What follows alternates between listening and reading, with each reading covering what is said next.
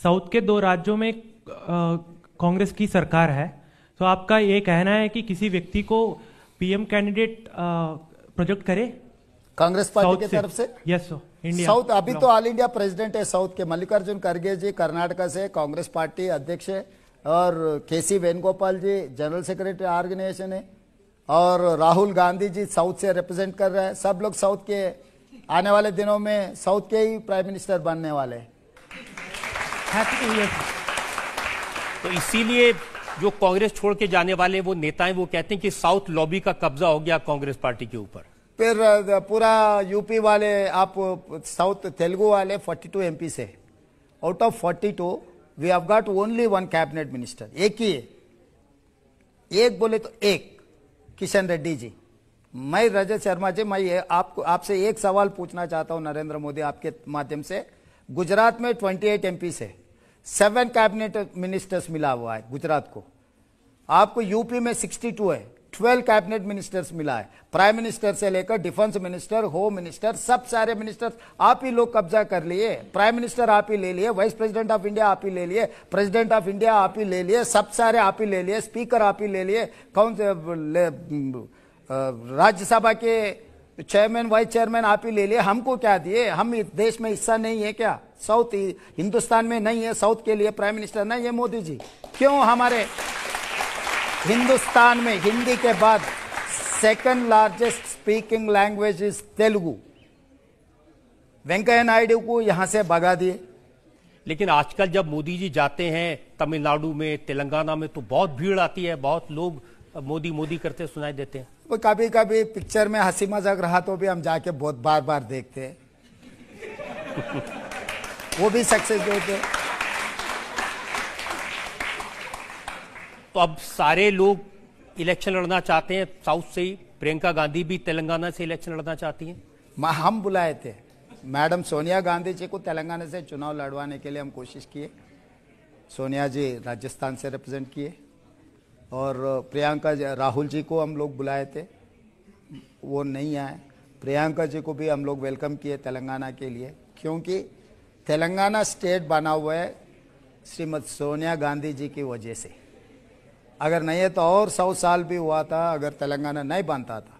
इसीलिए मैं ये हमेशा लोगों से सुनता हूँ, उनके परिवार से कोई ना कोई यहाँ से रिप्रेजेंट किए, क्योंकि ये तेलंगाना स्टेट बने उनके परिवार की वजह से।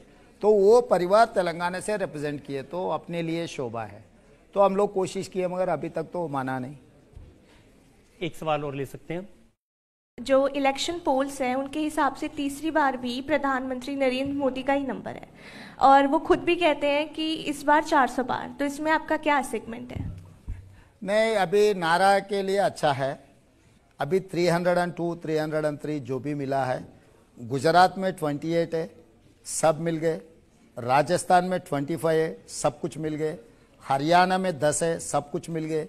दिल्ली में 7 है, सब कुछ मिल गए। यूपी में तो बीजेपी को 62 मिला, अलायंस के सबको मिला के कुछ कम 65-70 मिले। और बिहार में 1-2 छोड़कर सब कुछ मिल चुके हैं।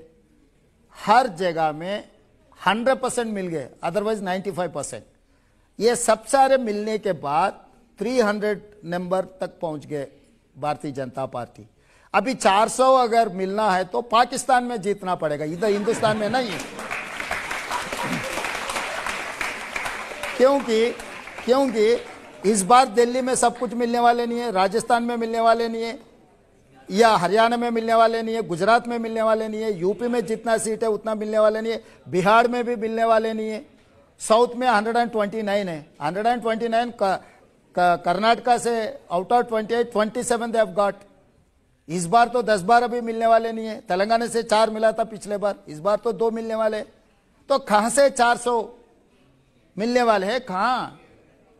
मुझे समझ में नहीं आ रहा है। मैं आज रजत शर्मा जी के प्रोग्राम में मैं कहकर जा रहा हूं, रिजल्ट के बाद फिर रजत शर्मा जी से मैं फोन में बात करूंगा।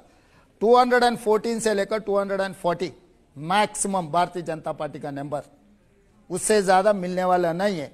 मत इलेक्शन के लिए हम लोग एक परसेप्शन क्रिएट करते। केसीआर ने भी यही कहा था 100 सीट मिलने वाले 119 में, मगर मिला 39। तो मोदी जी भी ऐसे ही 400 कह रहे, मिलने वाले 200 भी नहीं है। तो एक जनरल परसेप्शन क्रिएट करने के लिए politicians and WhatsApp university, Modi ji का बड़ा सक्सेस यही है ना। व्हाट्सएप यूनिवर्सिटी में तो 400 बना दिए, मगर इस बार तो ऐसा नहीं है। लोग सोच रहे बेरोजगारी, अभी सर्वे कुछ आया था, अभी कोई आया दिखा रहे थे, 62% of the population youngsters anti Modi. जो एसेंशियल कमोडिटीज का प्राइस 72% बढ़ गए। 400 रुपए सिलेंडर 1200 रुपए हो गए, 50 रुपए का पेट्रोल 100 रुपए 110 रुपए हो गए, हर चीज महंगा हो गए। He has promised every year 2 crore jobs. But I have asked one question in parliament in 2022. He has replied, वो हिसाब से 20 crore जॉब देना था, मगर जवाब ये दिए 7,21,680 जॉब्स। 20 करोड़ जॉब देने का वादा किया था मोदी जी, दिया 7 लाख। और जनधन खाता में हर गरीब को 15 लाख रुपए स्विस काला धन ले आके खाता में डालने के लिए कहा था। आपके खाता में आया कुछ? भाई इधर कोई है क्या 15 लाख किसी को मिला? इतने सारे लोग आपको किसी को नहीं मिला। कोई किसान का लड़का है, किसान का बेटा है, किसान का इनकम डबल करते बोल के कहा था। आज तो दिल्ली में सुसाइड कर ले रहे। महीने भर यहाँ के किसान के खिलाफ काला कानून जो लाया, 700 लोग मर चुके हैं। हरियाणा पंजाब के किसान पूरा दिल्ली को घेर के रखा है। पुलिस फायरिंग में किसानों मर जा रहे। डबल इनकम कहां से हुआ है? मोदी जी कहां से दिया? हर गरीब को घर देने के लिए 2022 75th ईयर ऑफ डेमोक्रेसी, हर गरीब को घर देने के लिए वादा किया था मोदी जी। कितने लोगों को घर मिला? हिसाब किताब बोलो बोलो। फिर भी मोदी जी तीसरी बार प्रधानमंत्री बनने के लिए आप देख रहे।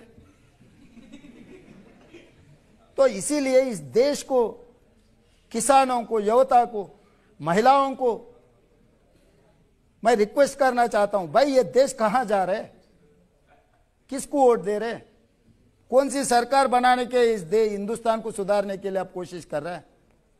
और फाइनली रजत शर्मा जी, 1951 जब इलेक्शन हुआ था, तब से मतलब 64 ईयर्स, 1947 से लेकर 2014, 67 ईयर्स में 14 प्राइम मिनिस्टर्स, मतलब कोई 2 बार 3 बार भी हुए होंगे, 14 prime minister, they have borrowed 55 lakh crore.